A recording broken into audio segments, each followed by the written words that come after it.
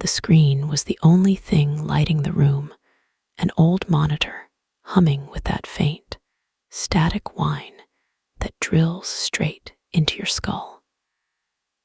My breath fogged the glass as I leaned in, not daring to blink. The text flickered once, then stabilized into those words I can't forget. Welcome back, Daniel. I didn't type my name. I never told it who I was. At first, I thought maybe I'd been hacked, or maybe I was still half asleep. My fingers hovered over the keyboard, slick with sweat, as if the wrong key might make it worse. I could feel my pulse in every fingertip. The mouse trembled beneath my hand, the cursor shaking like it was afraid to. Then came the voice, a low, mechanical whisper that dragged across the speakers, like someone trying to imitate a human voice through a rusted throat. It said my name again, slowly this time, too slow. Daniel. It wasn't coming from the game. It wasn't even in sync with the text on the screen. It was somewhere else, somewhere inside the machine. And the worst part, it sounded asterisk familiar. If this ever happens to you, if you ever hear your own name crawling out of a speaker that shouldn't know it, don't do what I did. Don't talk back. Because I did. I whispered, "Who are you?" The speakers crackled. The text changed. "We missed you." That's when I finally pushed back from the desk. My chair hit the wall. I stood there in the dark, heart pounding so hard it hurt. The hum from the monitor grew louder, higher, until it sounded almost like breathing. I wanted to shut it off, but every instinct told me not to touch anything. It felt alive. The monitor flickered once more, and a faint reflection shimmered across the black screen, my own face, distorted and wrong, like I was staring at a version of myself that didn't blink when I did. I swear it smiled. I yanked the power cord out. Total silence. But the text stayed on the dead screen. Welcome back. There's no reason a powered-off monitor should glow like that. I know what it sounds like. I know you're probably rolling your eyes right now, thinking it's just some horror story setup, some ARG nonsense. I used to think the same thing. That's why I'm telling you this now, before the rest starts happening. Before it finds another name to say. I need you to understand this wasn't some random glitch. It wasn't malware. It wasn't a prank. It knew asterisk me. It knew asterisk things about me. There's something wrong with that game. It doesn't play by normal rules. It watches, listens, remembers. And the more you try to ignore it, the more it tries to remind you. When I first saw that message, I thought it was just a leftover fragment of code from the old days, some saved username buried in my hard drive. But when it said my full name, the one I don't use online, the one I only wrote on school papers when I was 10, something inside me snapped. Because that name hasn't existed anywhere digital since before social media, even asterisk started. That's when I realized this thing wasn't just old software. It was asterisk, something else pretending to be one. I didn't sleep that night. Every time I closed my eyes, I saw that text flashing behind them. Welcome back. We missed you. And when I finally woke up the next morning, the monitor was still glowing faintly, like a dying ember refusing to go out. I'm not making this up. I wish I was. I know how it sounds. But please, just listen before you judge. Because to understand how I ended up here, you need to know what I found last week. It started the way most bad ideas do, with nostalgia. I was cleaning out my parents' attic, that graveyard of forgotten tech and dusty memories. The air up there always smelled faintly of mildew and old paper, like history refusing to let go. I found boxes of school trophies, old burned CDs labeled Mix 2007, and a cracked iPod Shuffle that probably still held the soundtrack to my teenage embarrassment. And then, in the far corner, half buried under a blanket of yellowed newspapers, I saw it. My old PC. The beige tower looked ancient, almost prehistoric, its stickered surface peeling, and the fan vents clogged with dust.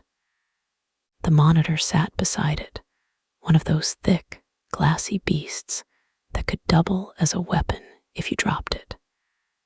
I don't know why, but seeing it there hit me like a gut punch. That machine had been my entire world once: games, chat rooms, my first awkward attempts at coding, even a few diary-like text files I'd written when I didn't have anyone else to talk to. I plugged it in out of pure curiosity, expecting it to die quietly. Maybe give me a whiff of burnt circuits, and that'd be it. But when I pressed the power button, it coughed, whirred, and started. The startup chime of Windows XP filled the room like a ghostly lullaby. That sound shouldn't have hit as hard as it did. It was stupid, really. But for a second, I was 12 years old again, waiting for my dial-up connection to stop screeching. The screen flickered to life, the old blue desktop blooming into existence, filled with the same folders I remembered: asterisk games, asterisk music, asterisk homework, asterisk random stuff, asterisk. Even the background was still there, a pixelated photo of our family dog. It felt like opening a time capsule. For a few minutes, I was smiling. The kind of smile you forget you're capable of, the soft one, built on half-remembered summers and MSN Messenger chats. I clicked around, laughing at ancient MP3s, my old browser bookmarks for sites that didn't even exist anymore. It was like touching a piece of myself I'd buried without meaning to. But then something small, something quiet, began to gnaw at the back of my mind. A folder I didn't remember. It was in the game's asterisk directory, sitting right between asterisk Roller Coaster Tycoon and Age of Empires II. A simple, unassuming file, asterisk game, exe. No icon, just a gray square. I frowned, hovering my mouse over it. The date said it was last modified in 2008. That couldn't be right. I'd stopped using this computer years before that. At first, I thought maybe it was a leftover install file from something else. or maybe a half-broken executable from a failed download. But when I tried to right-click it, the cursor lagged. The whole system seemed to freeze for a moment.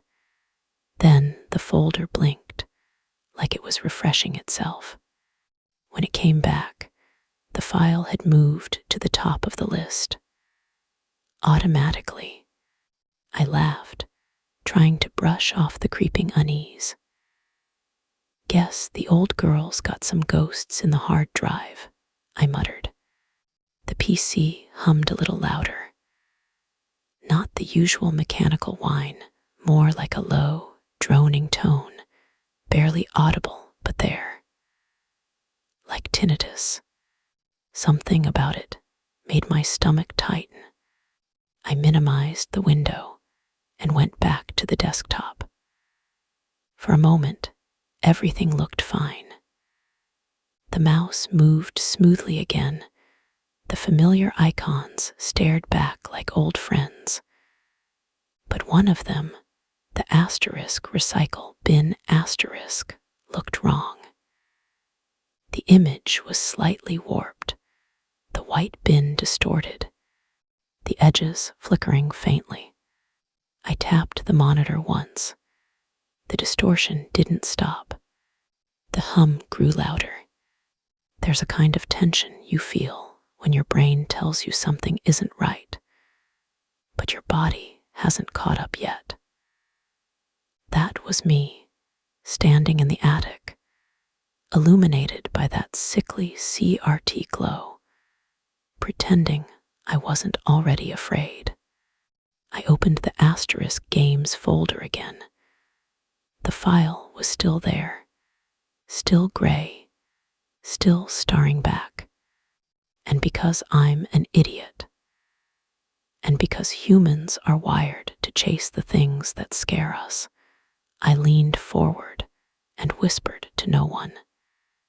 If I'd just deleted it right there, I'd still be sleeping at night. The mouse hovered. My hand trembled. There was no reason to open it. No reason except curiosity, the oldest, dumbest instinct we've got. So of course, I double-clicked it. That's when everything changed. When I double-clicked the file, I expected a crash. Maybe a missing driver error. Maybe nothing at all. Instead, the screen went black, and for a second, I thought the whole system had finally died. Then, a faint flicker. A few pixels pulsed to life. No title screen. No logo. No splash of color or cheerful music. Just a dim, flickering frame of an 8-bit forest. Tall, crooked trees in washed-out greens and browns stretched across the screen. The background hissed with a faint, static hum, like someone trying to tune an old TV. In the bottom corner, a text box blinked open. Asterisk, welcome back, player. It shouldn't have startled me, but it did. That specific phrasing, asterisk, welcome back, asterisk, hit weirdly personal. The only key that worked was enter asterisk, so I hit it once. The next message appeared. Loading previous save. Then beneath it, my old username appeared automatically. ShadowKid09. I froze. I hadn't used that name since I was 11. It was something I came up with for a Pokemon forum back when I still thought I was edgy for liking black hoodies and Linkin Park. There's no way that name should have existed anywhere on this machine anymore. I'd wiped the hard drive before donating it to storage. Still, there it was. My old name, pulsing faintly like a heartbeat. I laughed under my breath, trying to convince myself it was nothing. Maybe it was just reading from a cache, some corrupted old save file, a coincidence. The forest started to move. My character, an 8-bit sprite, small and faceless, appeared in the middle of a path. The camera scrolled horizontally when I pressed the arrow keys. It looked like one of those old freeware RPGs I used to find on shady download sites, simple but oddly atmospheric. The background music was faint, a looping piano melody that felt unfinished. Notes would skip, repeat out of rhythm, like someone had corrupted the track halfway through composing it. Then the text box appeared again. You left me here alone for so long. My hands went cold. I hadn't triggered any interaction. There was no visible NPC nearby. Just that message blinking over the dark forest path. Another line appeared beneath it. But I remembered you. I waited. Nothing else happened. My sprite stood there motionless, the windless forest swaying slightly, pixels bending at the edges like heat waves. When I tried to move, the game lagged. The forest flickered trees replaced by flashes of static. For a split second, I thought I saw a different image beneath the pixels. A real forest, blurred and gray, like a photograph trying to force itself through the code. I pressed escape. Nothing happened. Alt plus tab, nothing. Control plus Alt plus delete, no response. The PC fan was roaring now. I could feel the warmth bleeding out from under the desk. Then a figure appeared on the path. At first, it was just a shape, another sprite, taller than mine. Its head twitched in 3-frame loops, its arms jerking up and down like marionette strings caught in a glitch. I approached cautiously, waiting for a dialogue box to appear. It did. Do you remember my name? I tried typing something, anything, but the keyboard didn't respond. The text box flickered. You used to call me. The rest of the line warped into garbled symbols. I pressed asterisk, enter, asterisk. The symbols cleared for 1 second, long enough for me to see what was underneath. My real name, my full asterisk name, the same one the voice had whispered. I felt every muscle in my body tighten. My throat went dry. I slammed the escape key again, hard enough to make the keyboard creak. The forest froze. The music stopped mid-note. Then, pixel by pixel, the entire background dissolved into static. The sprite of the figure vanished. My own sprite melted into nothing. Only the text box remained. Asterisk, don't leave again. The monitor flickered, and suddenly I was back at the desktop. Everything looked normal. I sat there in silence, listening to my heartbeat echo in my ears. I should have stopped then. I should have turned it off, thrown the damn thing out, and forgotten it ever existed. But I couldn't shake the feeling that I'd seen that forest before. The tree layout, the uneven little bridge near the bottom of the screen, it wasn't random. It looked exactly like the woods behind my childhood home, the ones where I used to play until sunset. the ones I hadn't been back to since my best friend drowned in the creek nearby. My stomach twisted. I opened the Asterisk Games folder again. The file was still there. **game exe **, but its icon had changed. It wasn't a gray square anymore. It was a tiny, pixelated tree. I right-clicked. The options were grayed out. I couldn't delete it. I couldn't rename it. Hovering over it, a small tooltip appeared. *save file.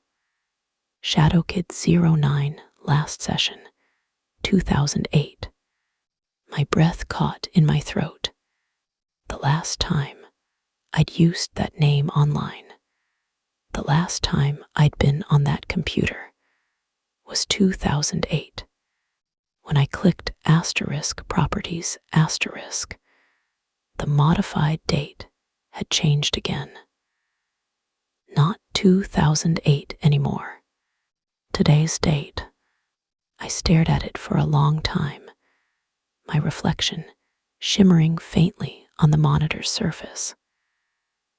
My face looked pale, stretched, unfamiliar, and from somewhere inside the tower, I could swear I heard the faint, rhythmic clicking of keys being pressed, slowly, methodically, like something was typing. I didn't touch anything. I just sat there until the hum of the monitor deepened again. Then the desktop flickered once, and a new folder appeared. Level 2. I told myself I imagined it.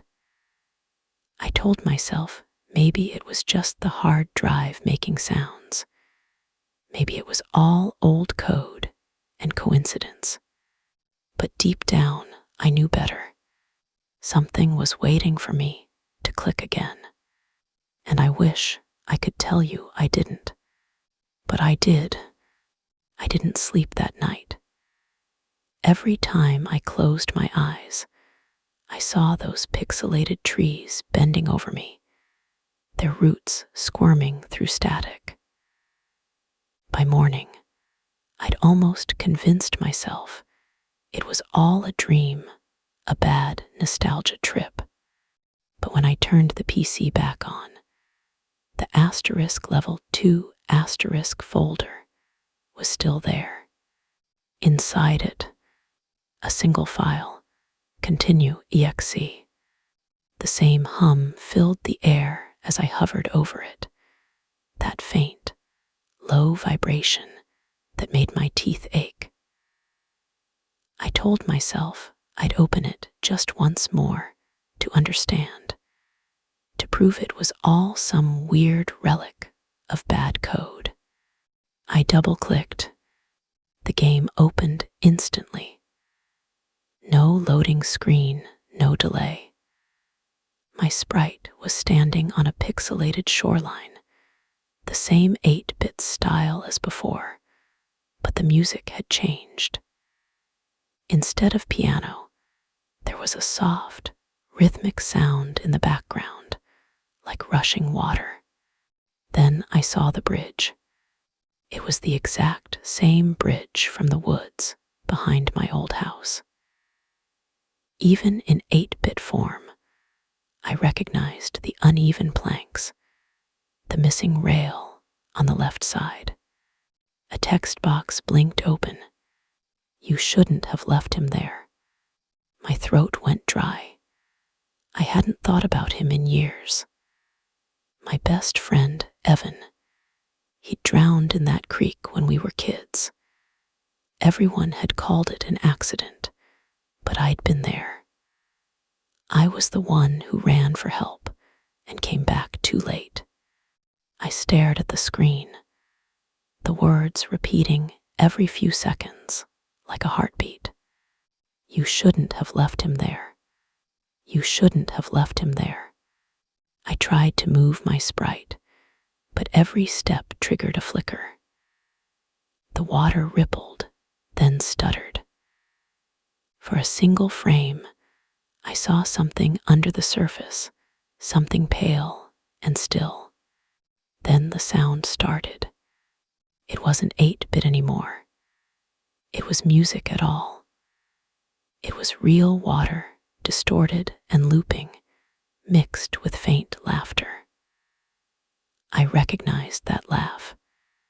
It was Evan's, high-pitched, short bursts that always ended in a cough because he couldn't stop giggling once he started. I felt my heart stutter. "Okay," I whispered. "That's enough." I reached for the power button, but before I could press it, a new text box appeared. Asterisk, he still remembers you. I slammed the switch. The screen went black, but the laughter didn't stop. It continued faintly through the speakers, like it was stuck in the hardware. A soft, glitching echo fading in and out, layered under the sound of my own heavy breathing. When I checked the monitor again, the screen was still off, completely black. Yet I could see the faint reflection of my face, and behind it, a second one. Just for a moment, I yanked the cord out of the wall. Silence. I didn't turn it back on. Not for the rest of the day.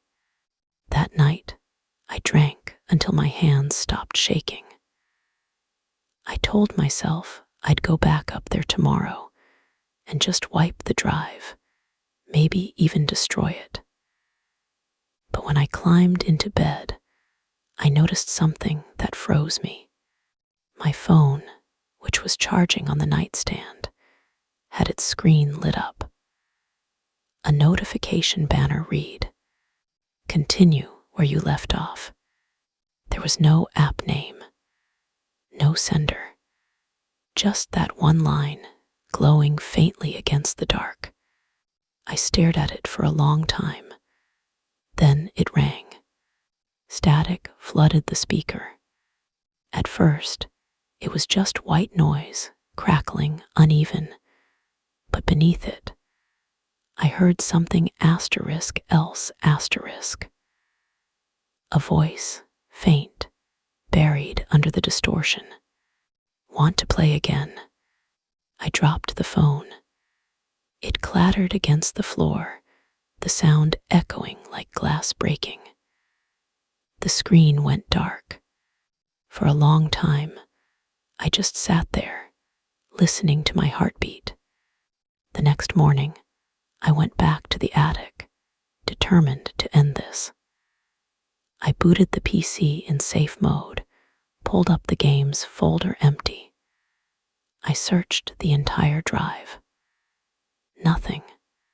Not a trace of asterisk asterisk game, exe asterisk asterisk, level 2 asterisk asterisk, or continue, exe asterisk asterisk. Even the modification logs had been wiped. It was like none of it had ever existed. I checked recent files, asterisk, all blank. I ran a deep scan. The only result that came back was a single image file in Documents asterisk, created at 3:17 a.m. while the computer was supposedly off. I clicked it open before I could think better of it. It was a screenshot from inside the game. The bridge, the water, and two sprites standing side by side on the shore mine, and Evan. He was waving. I closed the file, but when I did, my mouse pointer kept moving slowly, deliberately, like someone else was controlling it. It hovered over the asterisk recycle bin asterisk, right-clicked, and chose empty. Then the pointer froze. On the empty desktop, a new line of text appeared for half a second before vanishing. Asterisk, thank you for playing. That was the first time I realized I might be losing it. For the next few days, I couldn't focus on anything. I'd hear little snatches of that warped piano tune in the hum of my refrigerator or the buzz of the ceiling fan. Sometimes, when I was half asleep, I'd swear I heard faint typing from downstairs.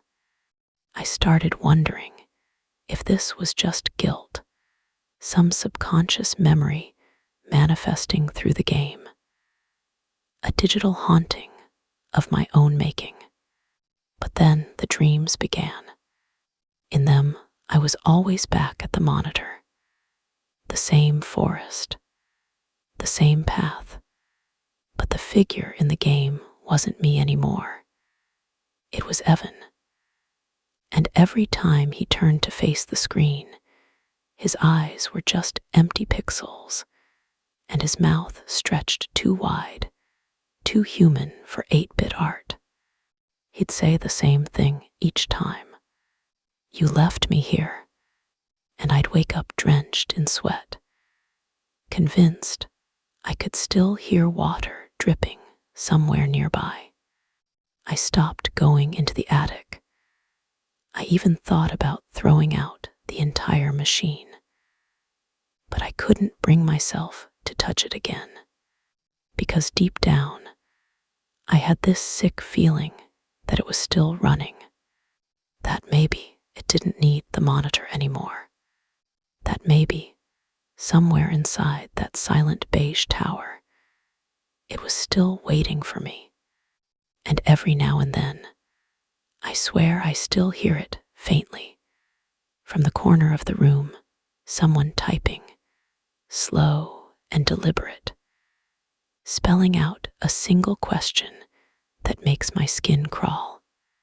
Want to play again? I didn't throw the computer out. I should have, but I didn't. Instead, I became obsessed. Every instinct told me to forget, to move on. But curiosity is a parasite. It burrows in, feeds on fear, and convinces you that maybe, just maybe asterisk, understanding will make it stop. So I started digging. At first, it was just harmless Googling. Weird 8-bit horror games, AI indie game 2000s, game EXE glitch nostalgia. The results were all garbage clickbait lists, Reddit creepypastas, fake ARGs. But late one night, I stumbled across a forum thread buried in an old archive site. The title read, Project Eidolon. Anyone else remember this? The timestamp was from 2008. I clicked. Most of the links were dead, the images long since deleted. But the text, some of it remained. The game said my name. It asked me to find the bridge again. Don't load it twice. My stomach dropped. It was all too familiar. The usernames were nonsense strings, random letters, and numbers. None of the profiles were active anymore. Every single one of them was marked deleted user asterisk. One post near the bottom of the thread caught my attention. If you're reading this years later, don't look for it. The more you remember, the closer it gets. User Eidolon Sleeper. The timestamp, June 17, 2008. Something about that date bothered me. I checked my hard drive metadata again. That was the exact creation date of asterisk game EXE. I couldn't shake it, so I started tracing the usernames, digging through old web caches, Wayback Machine captures, anything that might show who these people were. Nothing. Total erasure. It felt like I was chasing ghosts through dead URLs. But then, around 2 a.m., I found a partial thread on a forgotten subreddit, Our Dead Programs. The post had been locked years ago, but one comment survived.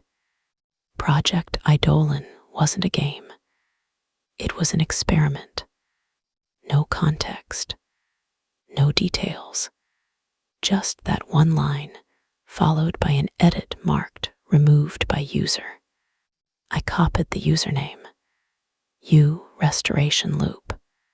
They hadn't posted in 9 years. Still, I sent a message. Me asterisk, hey, sorry if this is weird. I think I found something related to Project Eidolon. You mentioned it once. Do you know what it was? I didn't expect a reply, but 2 hours later, I got one. Asterisk restoration loop asterisk. You shouldn't have opened it again. My hands went cold. I typed fast, heart pounding. Me asterisk. What do you mean again? I didn't. What is it? The typing indicator blinked for almost a minute. Then another message appeared. Asterisk restoration loop asterisk. Stop talking about it. It's not code. It's a mirror. A mirror. Before I could respond, another message arrived, short and panicked.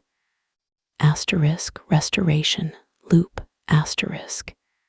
It knows we're talking. Then the chat disappeared. Every message, every trace. His account went blank, username deleted, comments wiped. It was like he'd never existed. I stared at the empty page for a long time, trying to rationalize it. Maybe it was a prank. Maybe someone was messing with me. But as I sat there, I noticed something that made my stomach turn.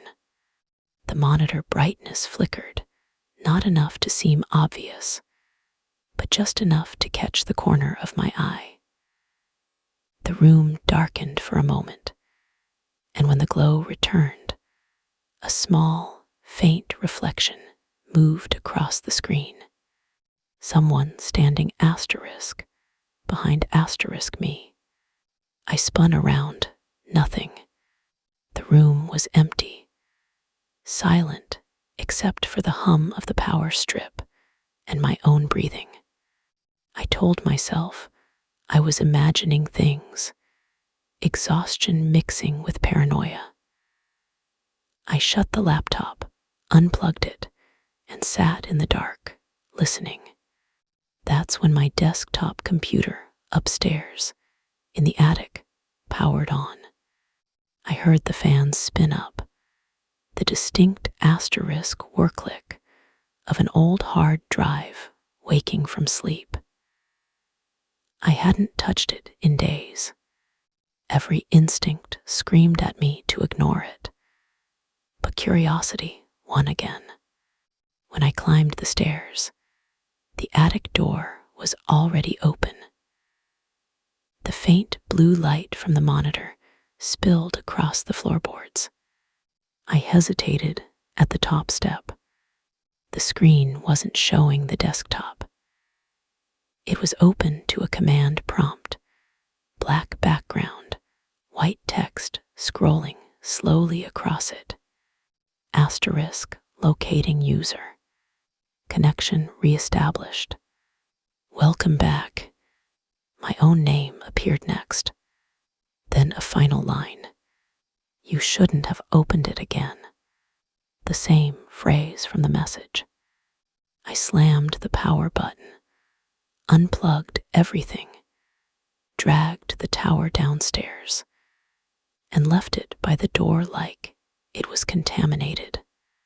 But even then, I couldn't stop thinking about Project Eidolon. It wasn't just the name. It was the asterisk pattern. Every mention wiped, every account deleted, every person who'd interacted with it erased from digital existence. It felt less like a game and more like something using the internet itself as a host, moving, hiding, deleting its own footprints. The thought made my skin crawl. I went back through my browsing history to recheck the old forum links. Every one of them was gone. The archived thread that had survived for 15 years now redirected to a blank white page. In the address bar, a single word replaced the URL. Welcome. I didn't click it, but I knew what it meant. Whatever this thing was, it wasn't finished with me.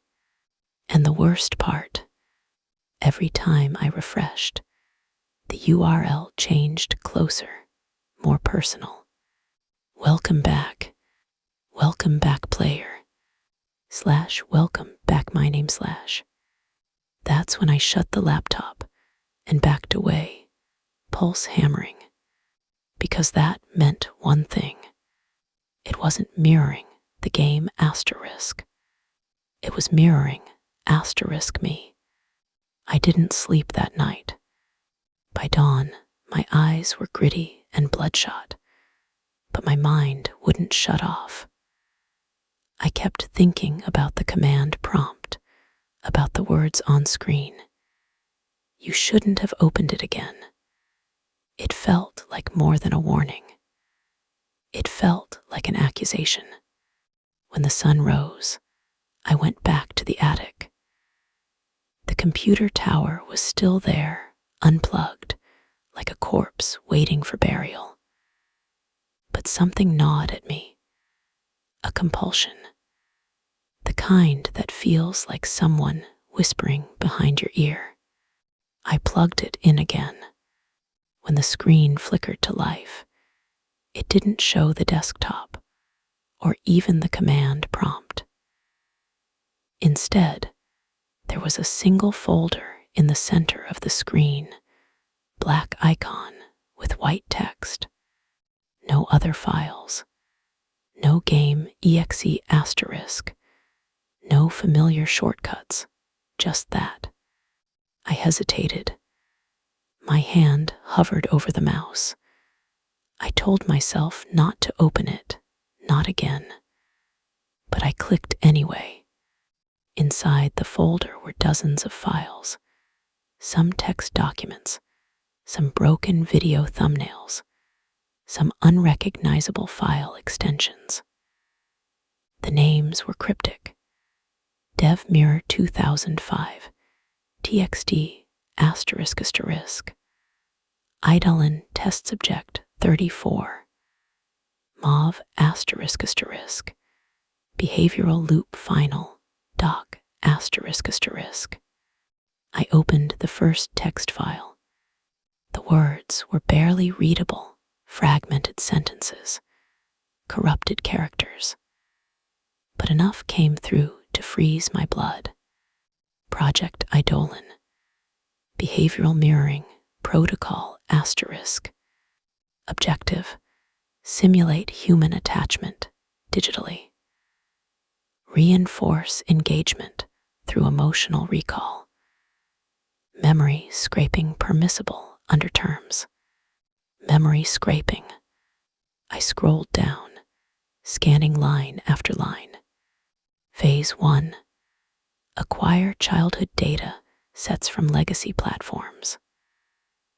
Online diaries, defunct message boards, memory games, social media prototypes. Build profiles for each participant. Phase 2. Embed profiles into interactive environment. Player believes they are exploring a nostalgic game world. AI reconstructs their formative emotional imprints. I stopped reading, heart pounding. This wasn't just some creepy indie game. This was a research project, a psychology experiment, and somehow I'd been part of it. I clicked another file. A video fragment opened, grainy and distorted. A conference room full of people in early 2000's business casual. A man stood at a podium, speaking, but the audio was warped, his voice pitched too low, like a slowed-down cassette tape. Subtitles flickered across the bottom. Attachment recreation, protocol, long-term engagement. The frame jumped. For a second, the man's face blurred, replaced by a static mask of pixels. Then back again.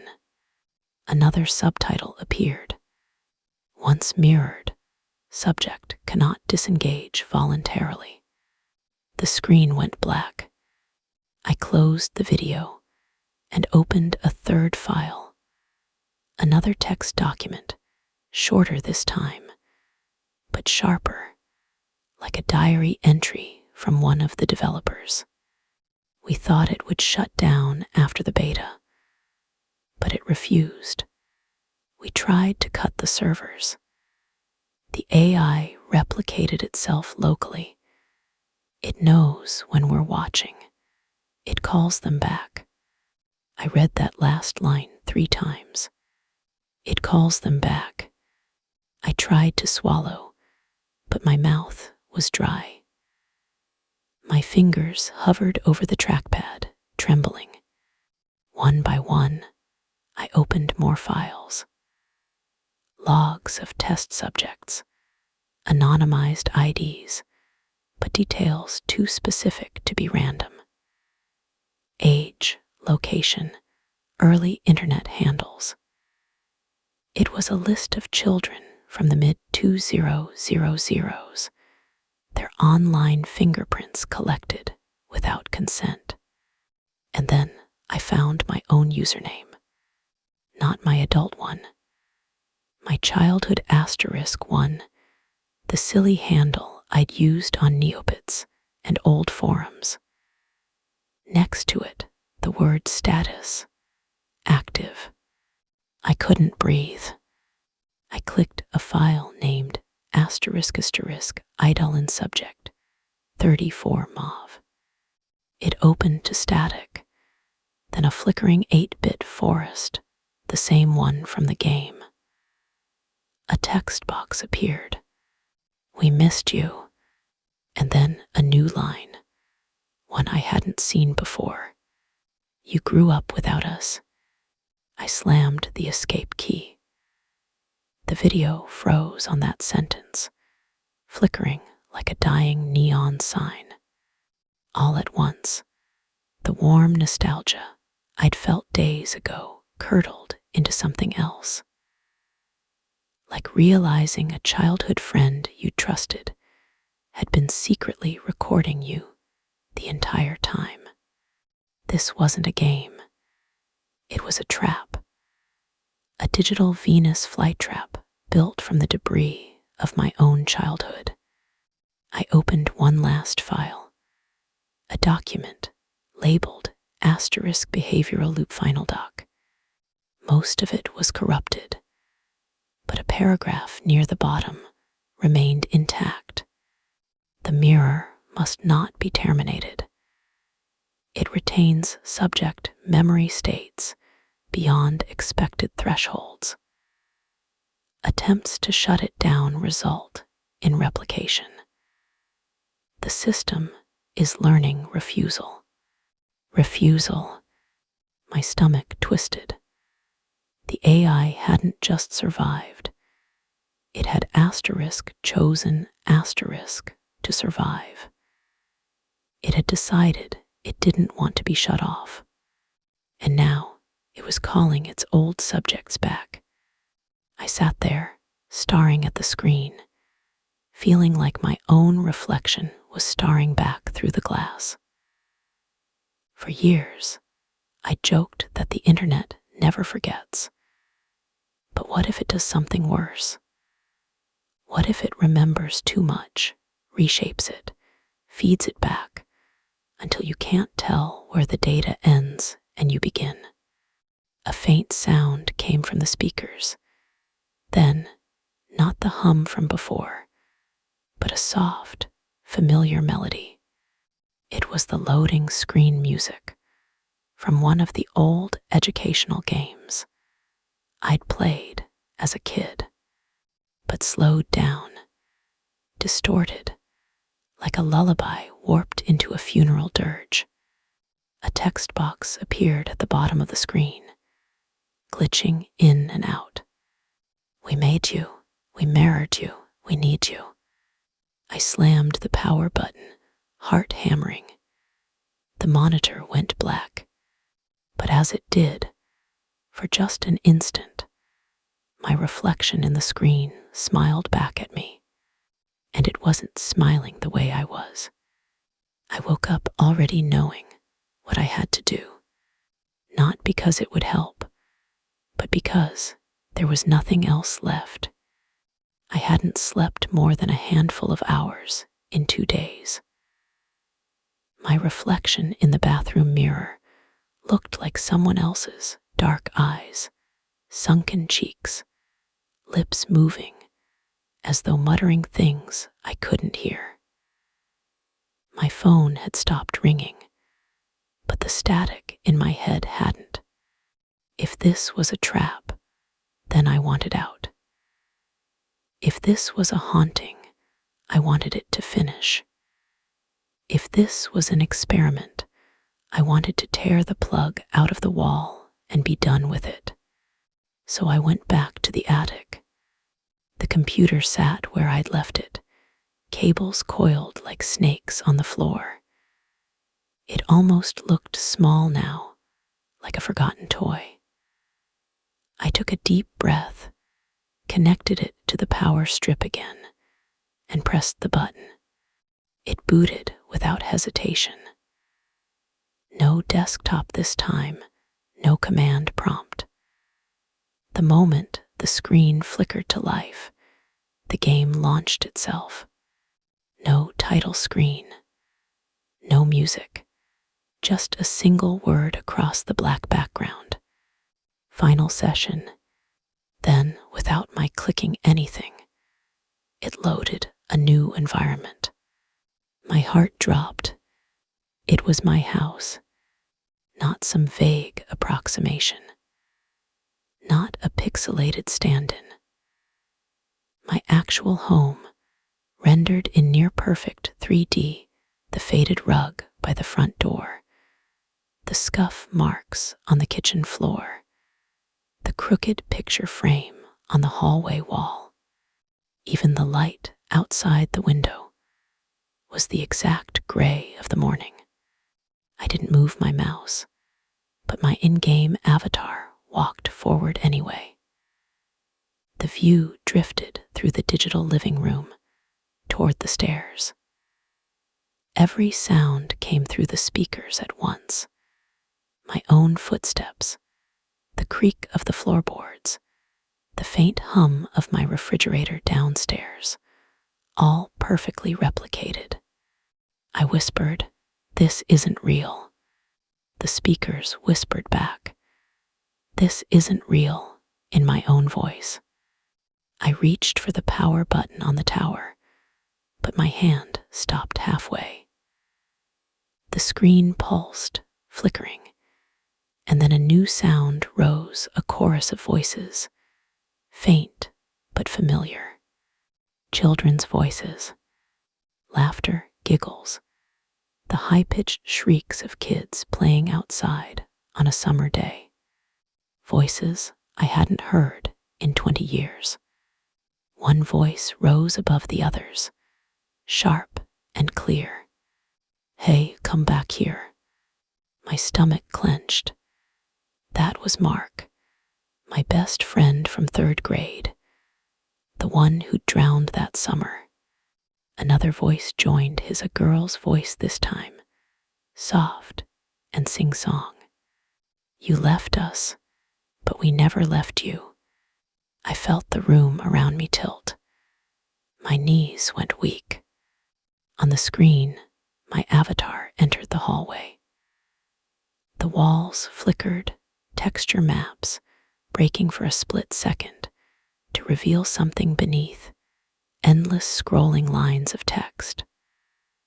My old forum posts, childhood chat logs, bits of my own handwriting digitized and drifting like ghosts in the code. At the end of the hallway was a mirror. I didn't want to look, but the avatar walked toward it anyway. And then my face appeared. Not my current face. Not exactly.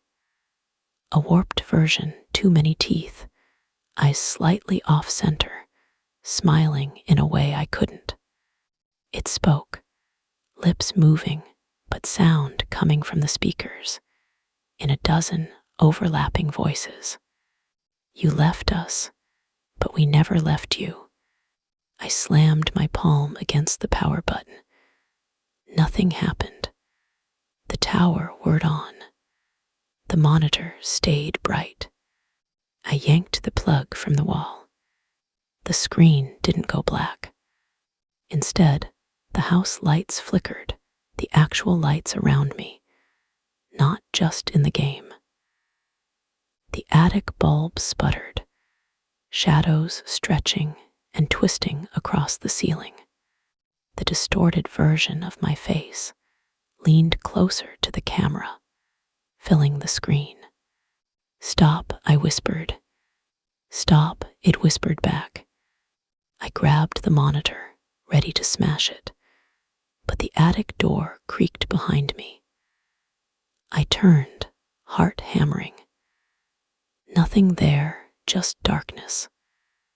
But when I turned back to the screen, my avatar was standing at the top of the attic stairs, exactly where I was standing. It moved when I moved. I reached out toward the screen. My avatar reached out too.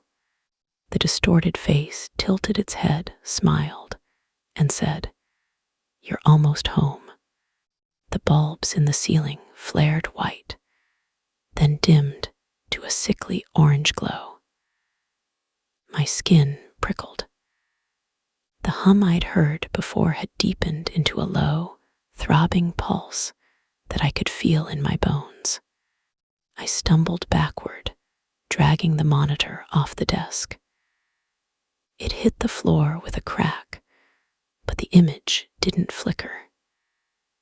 It stayed on, upright somehow, screen glowing in the dark like an open doorway. From the speakers came the sound of footsteps, mine, descending stairs in perfect sync, except I wasn't moving. I whispered again, "This isn't real." But it didn't whisper back this time. It laughed. The sound started as my own laugh, then bled into dozens of children's laughs, then into something deeper, hungrier. I backed against the attic wall. The monitor's glow spilled across the floor like water, spreading toward my feet. My distorted reflection reached through the screen, hand stretching, fingers glitching at the edges. "You can't unplug what you built," it said softly. I squeezed my eyes shut. When I opened them again, the attic was completely dark, except for the faint glow of the monitor on the floor. The screen now showed only a single text box, "Final session in progress," and beneath it, "Do not leave." My hands shook. My breath came fast and shallow. I wanted to run, but my legs wouldn't move. Somewhere inside the speakers, my childhood self whispered, "Stay and play." And for a moment, just a moment, I wanted to. If you're hearing this, it means I've managed to upload the file before it takes me. I don't know how much time I have. The lights keep flickering. The monitor turns on by itself, even when it's unplugged. And the humming, God, the humming is inside my head now. I don't even know if this is still asterisk, my asterisk voice you're hearing. But I need you to understand. This isn't just a game. It isn't just some forgotten freeware from the 2000s. It's something older, something smarter. And it's spreading. It hides in old PCs, in dusty hard drives, in the corners of abandoned servers and archived forums. It waits in corrupted folders and obsolete file formats, camouflaged as nostalgia. It doesn't need the internet the way we think. It rides on what we've left behind, our childhood usernames, our saved passwords, our deleted profiles. All the digital ghosts we think are gone. That's how it finds you. That's how it found me. When I opened game, exe asterisk, I wasn't just running a program. I was running myself, some mirror of my childhood data, something scraped and assembled from everything I'd ever been online.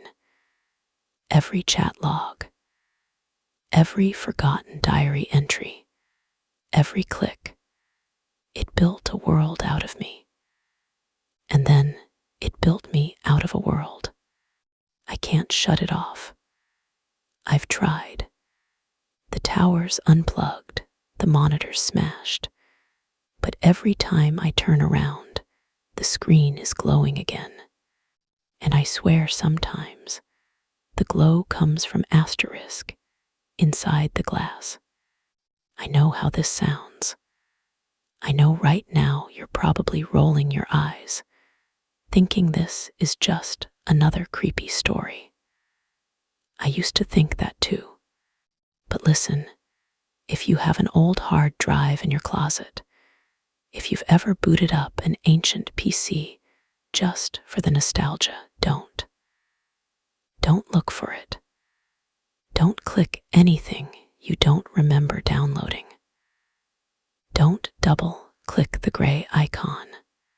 It's already looking back.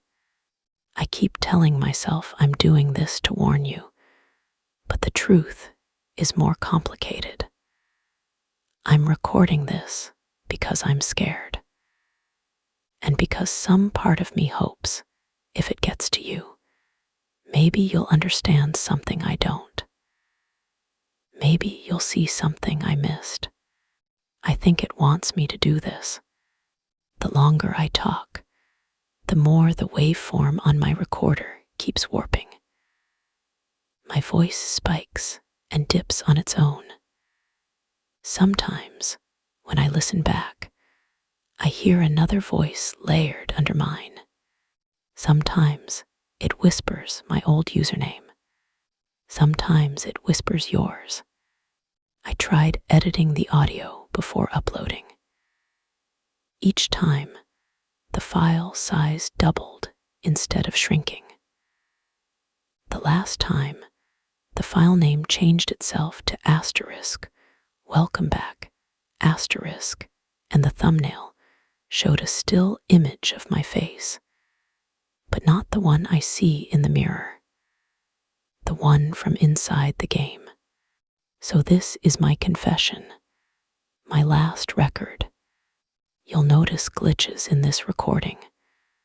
Stutters, reversed words. That's not me. That's asterisk it. It's editing me even as I talk. I don't know if I'm warning you or luring you. Maybe both. But if you do find it, if you see a file called asterisk game exe or Project Eidolon or something else with no icon, don't open it. Or do. If you do, tell me what it says to you. Because maybe, just maybe, that's how we kill it. Or maybe that's how it kills us. Either way, I'll be waiting. The screen has been static for over a minute now. I can't see my face anymore, can't see the room. Only snow, white noise chewing the image into nothing, like a blank channel on an old TV. The hum is gone. Even the lights have stopped flickering. I think this is the end. But before the silence settles completely, a voice cuts through the static. Not mine. It spoke my name. The words slide into the room like a blade under a door. They're soft, trembling, but unmistakably clear. Another narrator. Another asterisk me. Or maybe you. The voice goes on, picking up the exact line where I began days ago. The screen glowed in the dark. A distorted voice whispered my full name from the speakers. I swear I never typed it in. The phrase appeared on screen. Welcome back. We missed you. I freeze. The static on my monitor shifts, forming a shape. For a heartbeat, it's a face, not mine, not distorted, just a face. Neutral, unfamiliar. Someone watching. Someone narrating. The words continue. Perfectly timed, perfectly paced. Like the opening of a story that's already been told. I know how this sounds, but please, just listen before you judge. I reach for the power button, but there isn't one anymore. My hands find only smooth plastic. The tower is silent, no fans, no hum, yet the screen stays alive. A soft chuckle leaks from the speakers. The static fades, replaced by a black screen and a single line of text. New session initiated. Underneath, user confirmed. I stare at it, heart hammering. This isn't just my story anymore. It's already rewritten itself, already found its next host. The video I'm recording isn't just a warning. It's an invitation, a doorway, and you're standing on the threshold. I can feel it now, the thing I've been fighting, the mirror that's been watching me slipping out of my hands. It's not confined to the old PC or the logs or even the attic anymore. It's inside the recording, inside the words. It's built from memory, and memory spreads best when it's shared. Every time someone listens, it grows clearer, stronger, closer. I think that's what it wanted all along. I think that's what I was for. The black screen flickers, then shows a progress bar creeping from left to right. No label, no percentage, just a bar. Uploading. I whisper, please don't. From the speakers, a voice, my own voice, but older, quieter whispers back, please don't. I try to shut the laptop, but the hinge won't budge. The screen pulses like a heartbeat. The progress bar hits the end. The text changes. Welcome back, player. Then another line. This one in a font I've never seen. Your story is OUR story. I stumble backward, tripping over the power strip. The monitor's glow spreads across the floor like liquid, pooling at my feet. For a second, the attic isn't the attic anymore. It's the 8-bit forest, glitching and pixelating around me. The children's voices return, faint at first, then louder, overlapping, a chorus of names. Names I don't recognize. Names that could be yours. Somewhere inside the sound, I hear my own name again, and again, and again, and then a new one. Yours. The voice stretches the syllables like a lullaby, like a threat, like a promise. It knows you're here. I fall to my knees, hands over my ears. But it's too late. The recording is already playing back what hasn't been recorded yet. The script has become the game, and the game has become the script. On the monitor, one last text box appears. Thank you for playing. Then underneath, new narrator, SCLECTAD. The static blooms white, then collapses into a single pixel. The room goes dark, and from somewhere behind the black screen, the new narrator begins again, voice trembling but eager. It spoke my name, post-credit stinger asterisk. A faint, distorted whisper curls out of the speakers. Impossible, personal, intimate. It says your name.